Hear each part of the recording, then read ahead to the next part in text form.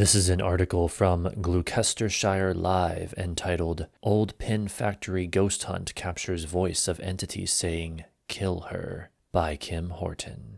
A paranormal investigation in an historic factory in Bristol is said to have captured ghostly footsteps and threats from a sinister entity. Over the course of a 7-hour investigation, it is said the women in the group felt uneasy, and it was later heard on a video recording, the voice of a man saying to quote-unquote kill her and quote-unquote get out. The investigation took place at the Clock Tower in Wormley in Bristol on December 17th. Independent paranormal investigator Tony Ferguson, 37, from the New Forest joined a group who were there with ghost-to-ghost paranormal investigations, and he says the building ranks in his top 10 for paranormal activity out of all the places he has investigated in the past. Tony has been investigating and visiting venues across the UK in search of paranormal activity for 13 years. He had been told the former pin factory was haunted, but says he did not research previous reports so he would not be influenced by others' experiences. Tony said, quote, "Alongside ghost-to-ghost paranormal investigations, I visited the Clock Tower and didn't really expect much as we have not seen any real evidence documented from this location. We requested not to hear any history or paranormal claims from the team at the Clock Tower before the investigation as we wanted to go in fresh and did not want to be influenced on what we had been told. We went in skeptical about what we would encounter and hoped that we would be able to capture some evidence that might prove or at least put doubts in our minds as to whether the Clock Tower does in fact have paranormal activity. We got to the location at 6 p.m. and stayed through till 1 a.m. We were shocked during the investigation as to how many voices and noises we could hear. When we reviewed the footage from our locked-off cameras, this backed up what we had experienced and revealed more captures throughout the night. We caught negative voices saying, 'kill her' and 'get out,' as well as the C word, which I really do not like hearing.